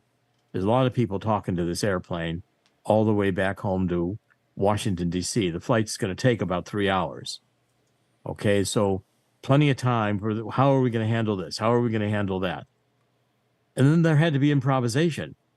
They know they needed more time. They didn't want the honor guard arriving. The honor guard's going to show up here and demand to come into the autopsy. They're going to be here while we're still getting the body back into the casket.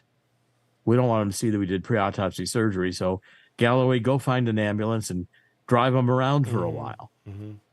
Okay, so again, even at the autopsy, Curtis LeMay shows up with his cigar.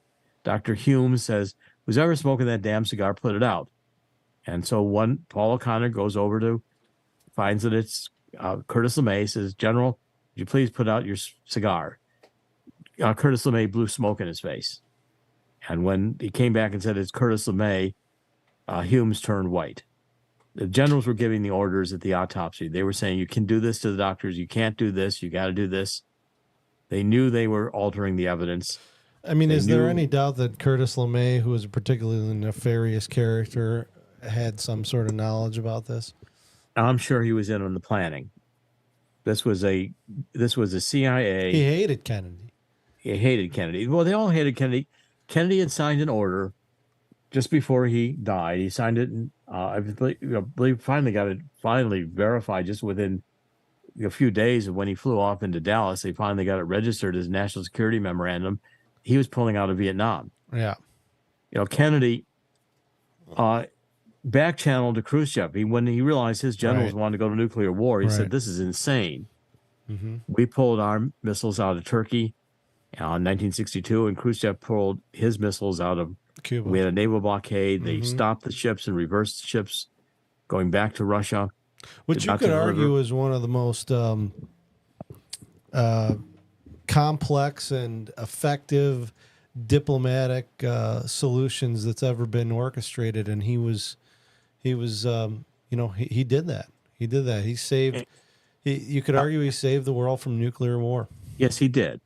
And Khrushchev was removed from office very shortly after that. Right. And Kennedy was killed. Okay, and shortly after Kennedy was killed, Johnson reversed the National Security Memorandum and issued that we were going into Vietnam and said this was a continuation of Kennedy's policies. It was not known until 1971 in the Pentagon Papers that Kennedy had signed a National Security Memorandum pulling out of Vietnam. That was hidden from the public. It was not known until 1971. So now, how come the Kennedy family, they're so powerful and stuff, right? If they were aware of this stuff, how come they weren't like much more vocal and outspoken and calling this to question? I think the Kennedy family was itself compromised in many ways because Bobby Kennedy was running operations trying to kill Castro. I mean, the CIA had been doing operations going into the 1950s where they were staging coup d'etats that were not coup d'etats. They were assassinating heads of state. The CIA went rogue. The Dulles brothers, John Foster Dulles and Allen Dulles. John Foster Dulles was Secretary of State under Eisenhower. Allen Dulles ran the CIA. Both the Dulles brothers before World War II had worked with Brown Brothers Harriman, a securities firm, and Prescott Bush was working with them at the same time. They funded Hitler. Right. They were globalists. They liked the idea of small elite, the Nazis saying that they were in control, self-appointed elite with the multinational corporations and working on Wall Street and with Cromwell and Sullivan, the law firm, the Dulles brothers, and the progenitor of George H.W. Bush and ultimately the grandfather of George W. Bush were funding Hitler. They were working with the multinational corporations. They were doing interlocking shares and directorates. So U.S. Steel and Krupp producing the military weapons for Hitler and Germany. Weren't the same? Weren't those same company? Weren't those same people funding Stalin and the communist regime? Some Different of them? group, different group, yeah. but Stalin was being funded from the United States as Right. well, but by a different group. This was what you have today in the World Economic Forum, and the Dulles has never believed in the United States Constitution, and that's fundamental sense. They wanted a one world global government, and they believed that we could get there, but we'd have to beat communism, and then we could establish this oligarchy with multinational corporations ruling the world, a corporate ruling of the world. It's the same thing the World Economic Forum wants. They want, corporate leadership, and then they want multinational corporations and a few oligarchs, the Klaus Schwabs, the Bill Gates, the John Kerrys. They'll make themselves into transhumans. And the rest of us are basically, Hitler was the first to have socialized medicine. So he'd give some medicine to the people who were going to work. He'd give them paid vacations. They were going to be able to buy Volkswagen cheap and drive along, Autobahn built by the government. That little socialism would keep the government complacent until the government no longer needed the people. Then the government could put them at war and kill them all. And so the World Economic Forum today Harari doesn't believe he needs very many human beings. They need to make sure that we all go into the metaverse. Or poison us all and kill us. Look, since November 22nd, 1963, the deep state took over. And I think every president since then has been selected by the CIA and run by this military-industrial complex. We've had nothing but a series of perpetual wars and lies. Tonkin Gulf, getting into Vietnam, incident that didn't really happen. We had 1991. We go into invade Iraq over Kuwait. H.W. Bush puts together this multinational coalition. Where were the weapons of mass destruction that were supposed to be found? The Colin Powell told us were there with Saddam Hussein. They weren't there. Right. Okay, 9/11. Why do buildings that were not hit by the airplanes come down? Building 7 wasn't hit by an airplane. You can see it coming down in the films. All right, it goes on. Why was a bad flu made into a pandemic? Why was a vaccine that doesn't stop you from getting the disease, but yet modifies your genes and can kill you? Why was that rolled out in the pandemic? We've had nothing. We've been living in a Jim Carrey Truman Show where we think that we're dealing with reality, and we just see one after the other, government staged crisis, getting us in perpetual war after perpetual war after perpetual war. And these, the transhumanist World Economic Forum elitists are just using the neo-Marxist woke. I wrote a book called, Neo-Marxism, Cultural Maoism, and Anarchy, and said that the whole point is that ultimately the World Economic Forum takes over the world with one world government. Mm-hmm. The bankers who fund these wars, who never fight in the wars, make money on the arms. Everybody goes and dies. We begin to destroy civilization, bring in the Marxism, the woke, insanity. As soon as the one world government takes over, it'll have no use for the woke. They won't want disruption anymore. this will be the first useful that it's to go. So I have a question for you. It's probably a long answer, and I know we ran over here. How do we stop this? I know it's a long answer, you know. Well, first of all, we it's like- stop it by this book tells you the truth. And this book has been out now for over 2 months, and there's no refutation to this book. It's been verified now by 3 very highly qualified X-ray radiologists, MDs. The evidence is there. Everything I've shown you tonight is on the record, and it makes sense when you understand what really happened. What doesn't make sense is Arlen Specter's single bullet theory. What doesn't make sense is why do these autopsy pictures look like Jack Kennedy's top of his head was sawed off? You know, the whole story from the government told Lee Harvey Oswald with a Mannlicher Carcano rifle doesn't make any sense at all. Nobody could have made that shot with that rifle. I don't care how good they were. The frames that show Kennedy back into the left, that was obviously a shot from the front. Why did Clint Hill and the motorcycle cop to the left get splattered with the blood? Why is Jackie Kennedy running out in the hood and grabbing a piece of the head from the left side of the trunk?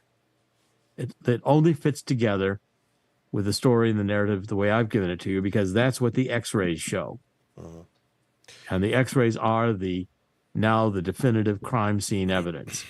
And like a lot of CSI evidence, it's this technical, optical density measurements that settles the case. It doesn't matter who the shooters were. These were professional shooters. I mean, the car is moving downhill 3-degree angle.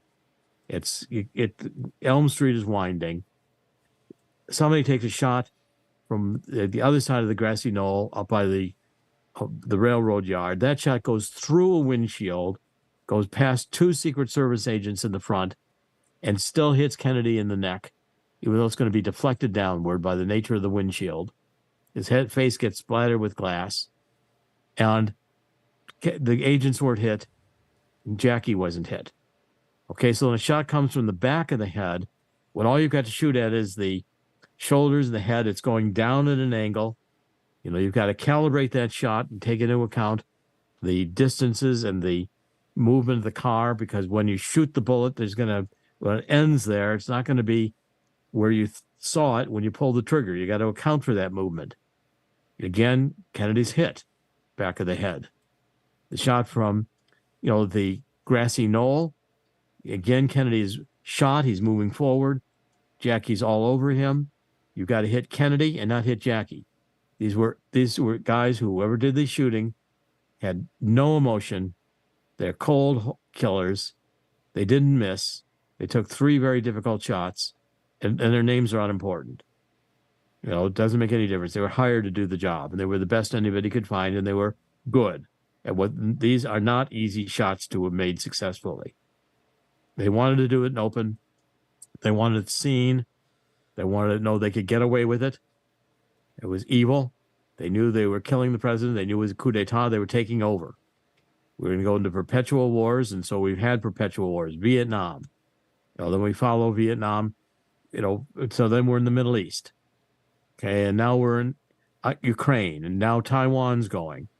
We've had nothing but chaos, and wars perpetually, which is what this deep state wants. And now we've got a Justice Department that thinks that the Christians who believe in the Catholics who believe in a Catholic mass, they're the insurgents, and the J6ers who just wanted a fair election, they're the insurgents, because they will not go along with the lying narrative that the election in 2020 was fair.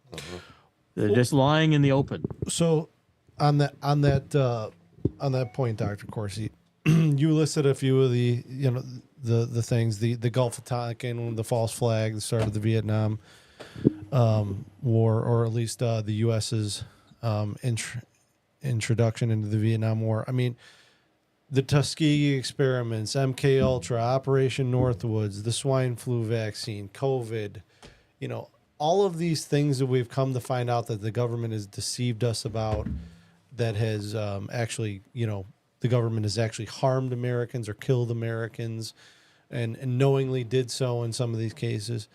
And in the information age, we're coming to find out that these things happened, and so I guess my question is,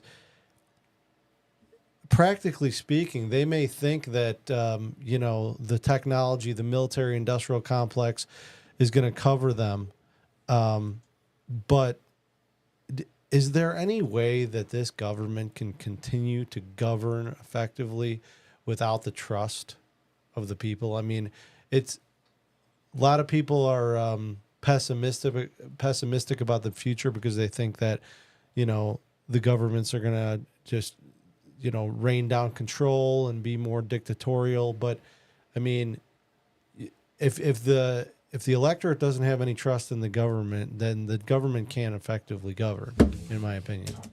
Well, the government is assuming that they're going to have totalitarian control, and also you're assuming there's going to be an election. I think that the idea here is that what I've been working with Archbishop Vigano has written an introduction to the book, and he's been arguing that this is and correctly, is evil, spiritual warfare. We're pretty much in end days.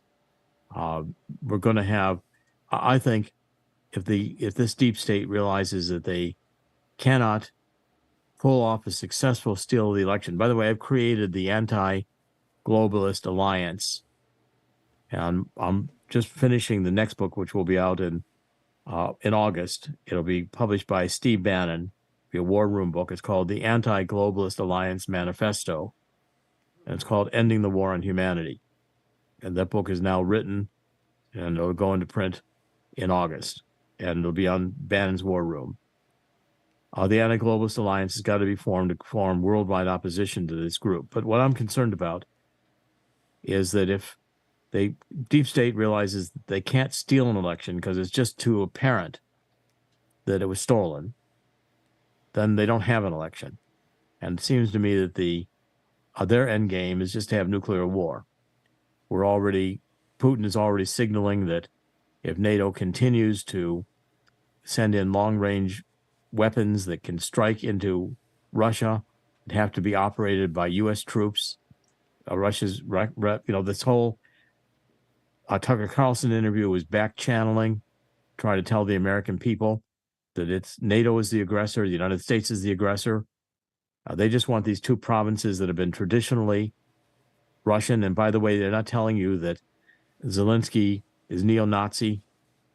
The whole western part of Ukraine was aligned with Germany and is still neo-Nazi. And that the Poroshenko government was sending neo-Nazi brigades in to kill the separatists in the Russian provinces in the east.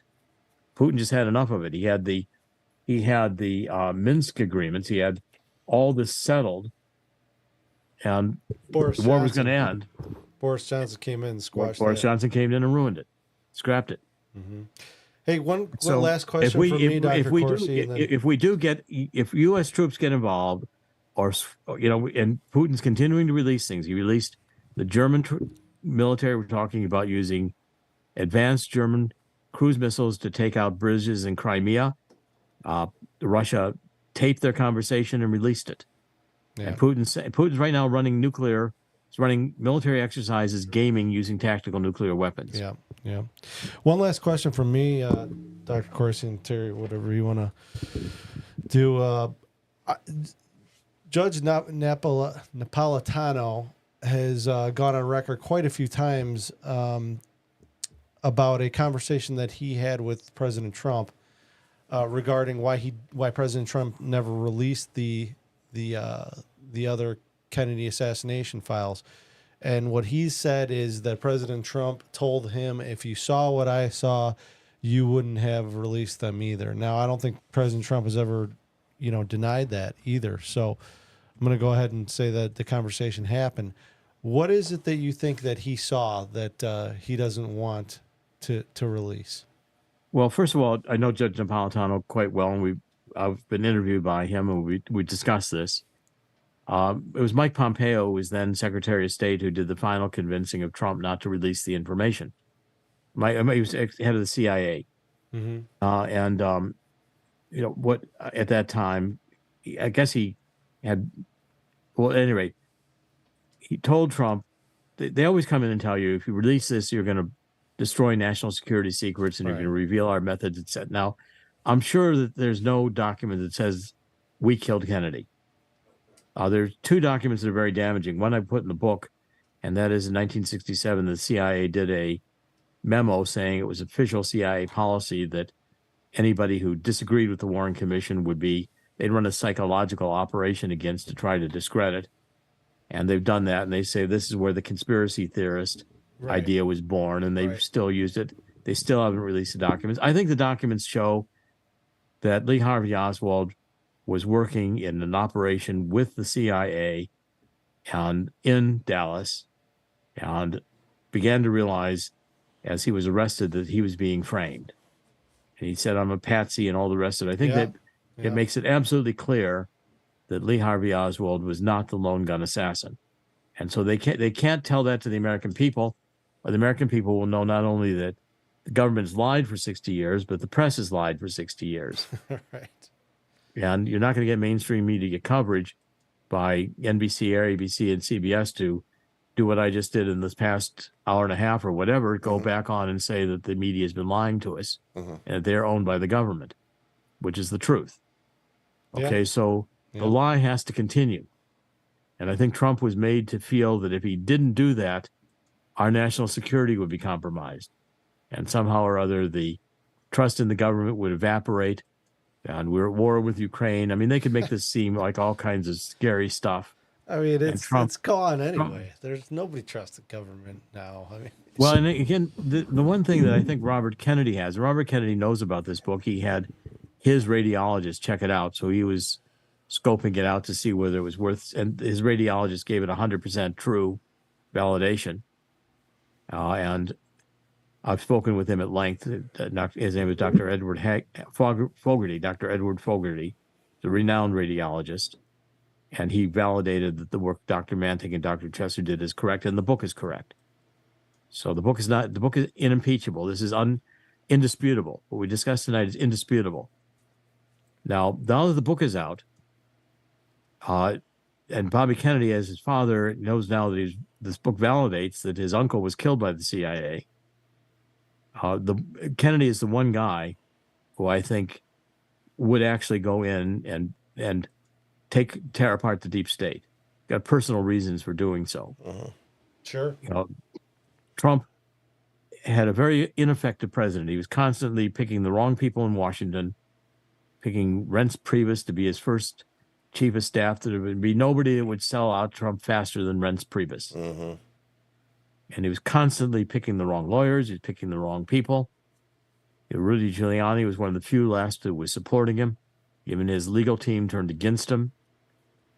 There was that famous discussion with Sidney Powell and Patrick Byrne in the White House, where they're going to try to finally get Trump to make Sidney Powell to be the special counsel, and the lawyers come in and tell Trump he can't do it, and Trump backs down and doesn't do it.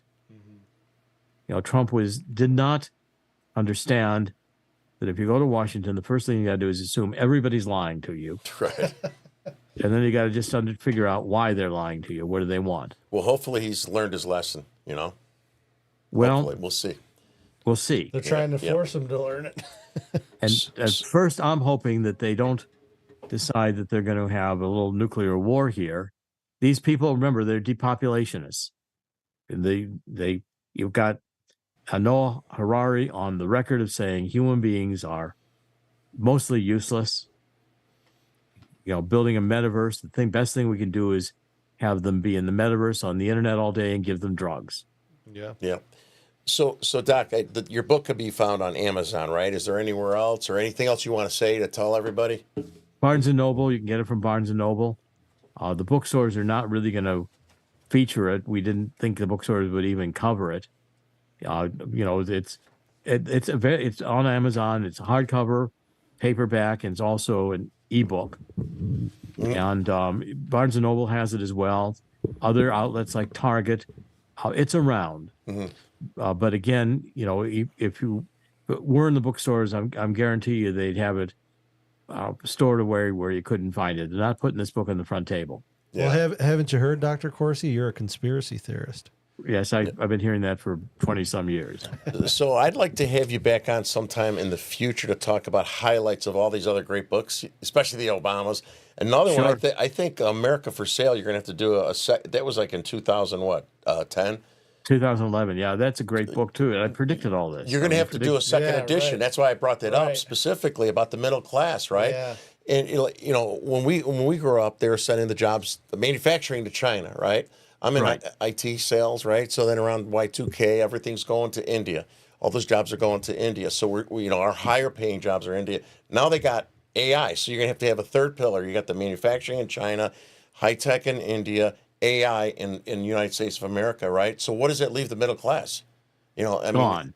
They're destroying the middle class. I'm covering that in the book on the anti-globalist alliance manifesto, but I should rewrite. If you go back and look at my book on the America for Sale, I feel like I've only written one book is in all these maybe 50 different parts. Yeah. And they all fit together. Yep. And they've been remarkably predictive. And I'm, by the way, on my website, thetruthcentral.com, I'm starting to sell off the author's copies I have, signed autographed copies of these books to pretty much eliminate my inventory of authors' books, except for a few that I'll keep. But the point is that I'm trying to get these out into the hands of the public. Mm-hmm. But I think a lot of the books I've written, I did predictive writing on a book called The Bad Samaritans about the LGBT movement going into Oh my God. pedophilia and everything else it's going into. It'll end up in necrophilia. That'll be their last one. Yep. And then baby sacrifices and all kinds of other horrors that they will do. And Atomic Iran, which I wrote in 2006, now we're living that out. Yeah. Been warning about that since 2006. I wrote a book, What Went Wrong, showing how Obama had architected to take the 2008 and 2012 elections with his work on the internet and psychological profiling and their database collection techniques they used.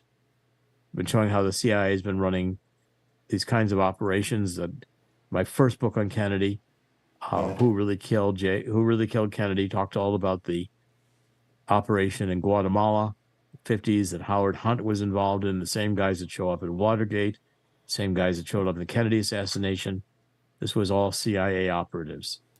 And so all these books fit together. Do you know of a guy named Frank Nesbitt that was supposedly with the CIA and a Russian spy from Nicaragua? Frank Nesbitt. From a long time ago, but I'd have to go back and refresh my memory on it. That name is vague, but I do remember. I'll follow up with you on him as well. Sure. Yeah. Okay. Well, I mean, I'll be happy to come back. Yeah. No, we'd this love is to great. have you. This is awesome. Yeah. It's like, it's crazy. You wrote so many books. I only read one book in my life. That's all right. So ADD's a killer. That was awesome. It was really, I appreciate it. I think our guests and audience will appreciate. It was very insightful. You guys did a good job asking questions and commenting, so I appreciate you. Thank you, Doc. Yeah, we're looking forward to having you back, Dr. Corsi. Thanks for your time. Thank you, My sir. pleasure. God bless. Thank you all very much. Thank you. Hey, we got the Mike Lindell thing too. You want to show that? Because we should have announced that in the beginning. Yeah, we should have. Well,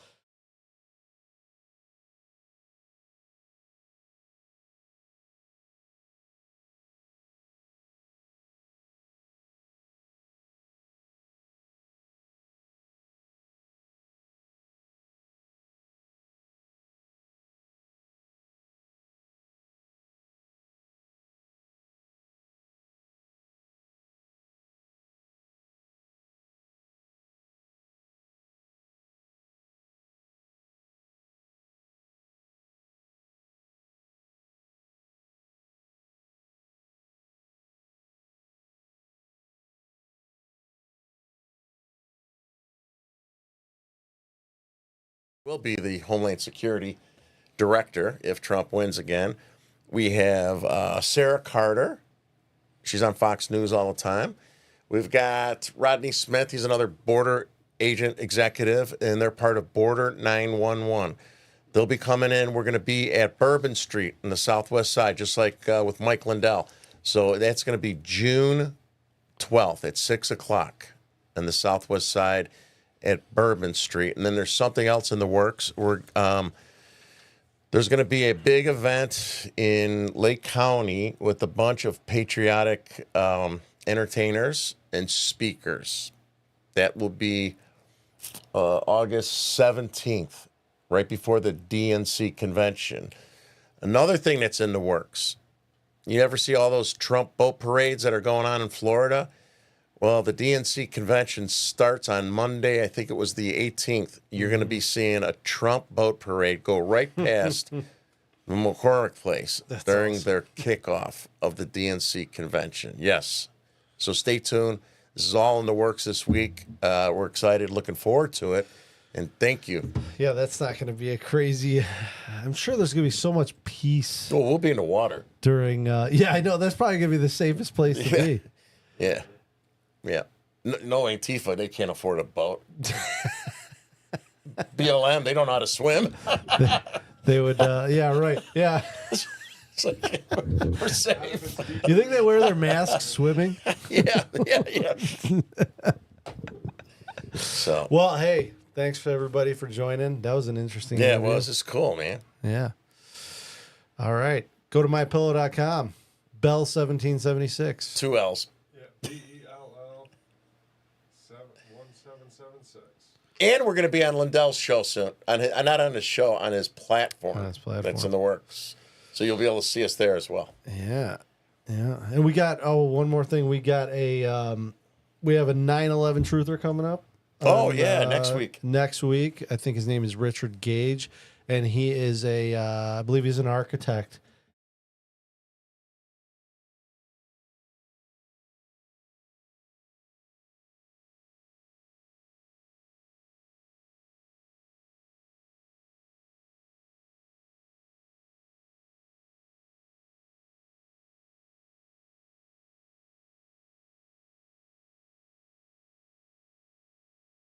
Thanks, everybody. Bye.